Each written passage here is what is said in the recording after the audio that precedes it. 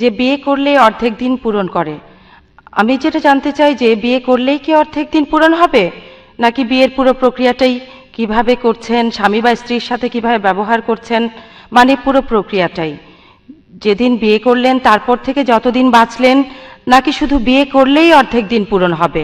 আসসালামু আলাইকুম রহমতুল্লাহি ওয়া বারাকাতুহু। সুপ্রিয় দর্শক মণ্ডলী, একজন মহিলার ডক্টর জাকির নায়েককে প্রশ্ন করছেন যে বিয়ে করলেই কি অর্ধেক ঈমান পূর্ণ হয়ে যায়।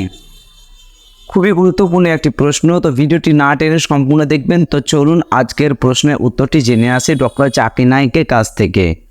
একটা হাদিসের কথা বললেন যে বিয়ে করলে অর্ধেক দিন পূরণ হয়। এখানে কি বিয়ে করলে অর্ধেক দিন পূরণ হবে নাকি পুরো প্রক্রিয়াটাই ধরতে হবে?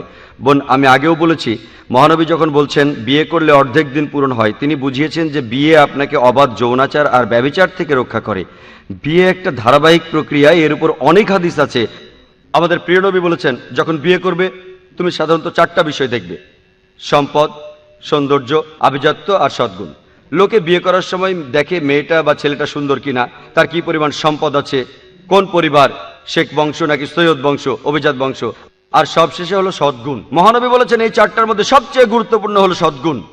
তাই আপনি যখন বিয়ে করতে যাবেন সবকিছু দেখতে হবে। আপনি একজন গুণী স্ত্রী বা গুণী স্বামী খুঁজবেন, কিভাবে বিয়ে করবেন? আমাদের প্রিয় নবী বলেছেন সবচেয়ে শ্রেষ্ঠ বিয়ে হলো যেখানে কম খরচ করা হয়। পৃথিবীর বিভিন্ন দেশে মুসলিম উম্মার মধ্যে বিয়ে হয়, তারা সেখানে হাজার হাজার ডলার খরচ করে যাচ্ছে। এখানে যেমন রিঙ্গিত, তারা অনেক বেশি খরচ করে। পবিত্র কোরআনে সূরা ইসরার 25 এবং 26 নম্বর আয়াতে আছে, যারা অপব্যয় করে তারা শয়তানের ভাই।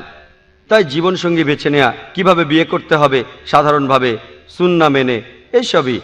তারপর কিভাবে সন্তানদের বড় করবেন, বিয়ের পর স্ত্রীর প্রতি বিশ্বস্ত হবেন, এমন না যে বিয়ের পর আপনি ব্যভিচারে লিপ্ত হবেন, এইভাবে অর্ধেক দিন পূরণ হবে না। মহানবী বলেছেন তোমাদের মধ্যে সেই ব্যক্তি সর্বোত্তম যে তার স্ত্রীর কাছে ভালো। কিভাবে স্ত্রীর সাথে ব্যবহার করবেন? পবিত্র কোরআনে সূরা আল-নিসার 19 নম্বর আয়াতে আছে, তাহার সহিত সৎভাবে জীবনযাপন করিবে যদিও তাকে অপছন্দ করো। যদিও তাকে অপছন্দ করেন, কোরআন বলছে তার সাথে সততার সাথে জীবনযাপন করতে। পুরুষরা যৌতুক নেয় প্রাচ্যের দেশ যেমন ইন্ডিয়াতে স্ত্রীদের কাছ থেকে, ইসলামে আপনি দেবেন দেনমোহর। বিয়ে করলে আপনাকে একজন ভালো স্বামী হতে হবে, বিয়ের পর সন্তান সন্ততি হলে হতে হবে একজন ভালো মা বা ভালো বাবা। এই যাবতীয় ব্যাপারগুলি যাদের সাথে বিয়ের সম্পর্ক আছে, যদি আপনি এই সব কিছু পূরণ করেন তাহলে আপনার দিনের অর্ধেক পূরণ হবে।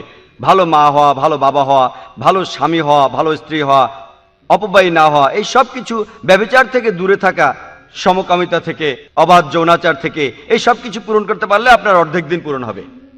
সেই জন্য আমাদের প্রিয় নবী বলেছেন বিয়ে করলে অর্ধেক দিন পূরণ হয়। অর্থাৎ বিয়ে করে যদি ইসলামের সব নিয়মগুলো মেনে চলেন, ইনশাআল্লাহ আপনার অর্ধেক দিন পূরণ হবে। আশা করি উত্তরটা পেয়েছেন। তো আশা করছি আপনারা পুরো ভিডিও দেখে বুঝতে পেরেছেন যে বিবাহ করলে বা বিয়ে করলে অর্ধেক ঈমান পূর্ণ হয়ে যায়। ভিডিওটি ভালো লাগলে অবশ্যই লাইক, কমেন্ট, শেয়ার করবেন, চ্যানেলটি সাবস্ক্রাইব করে রাখবেন। আসসালামু আলাইকুম ওয়া রাহমাতুল্লাহি ওয়া বারাকাতুহু।